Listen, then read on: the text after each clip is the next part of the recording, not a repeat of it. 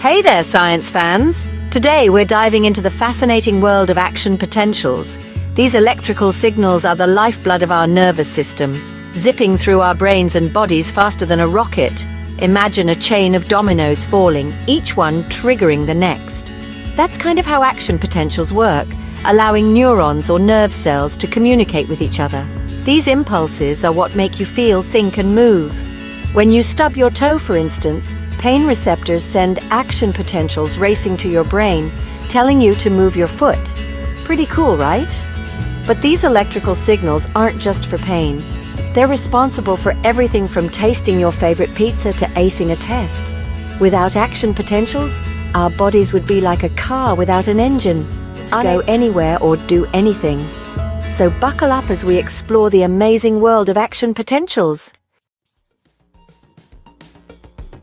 Now let's break down an action potential into 5 main parts. It's easier than you think.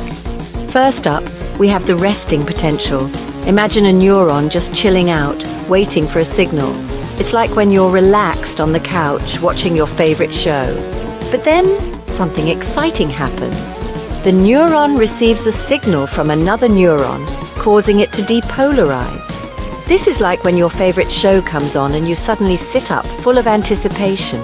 During depolarization, special channels in the neuron's membrane open up, letting positively charged sodium ions rush in.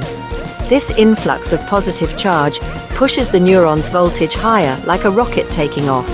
It even overshoots its target a little, reaching a peak called the overshoot.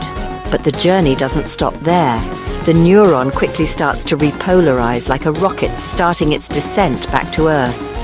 During repolarization, different channels open, allowing positively charged potassium ions to flow out. This brings the neuron's voltage back down. Finally, the neuron briefly dips below its resting potential in a phase called hyperpolarization. This ensures the signal only travels one way, like a one-way street for electrical impulses. Sometimes the intricate dance of action potentials can go wrong, leading to neurological disorders. For instance, in epilepsy, neurons fire excessively, causing seizures. It's like a sudden electrical storm in the brain.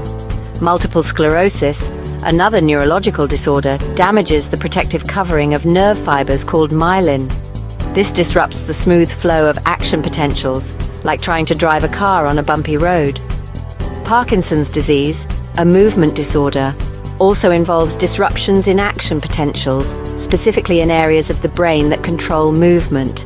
And then there are channelopathies, a group of disorders caused by defects in the very ion channels that control the flow of ions during action potentials. It's like having a faulty door that lets too many or too few people in or out. Scientists are hard at work unraveling the mysteries of action potentials using cutting-edge tools. One technique is patch clamp electrophysiology, where tiny electrodes are used to measure the electrical activity of individual neurons. It's like listening to the whispers of a single neuron. Another exciting area is optogenetics, which uses light to control the activity of neurons that have been genetically modified to express light-sensitive proteins. Imagine being able to turn specific neurons on or off with the flick of a light switch.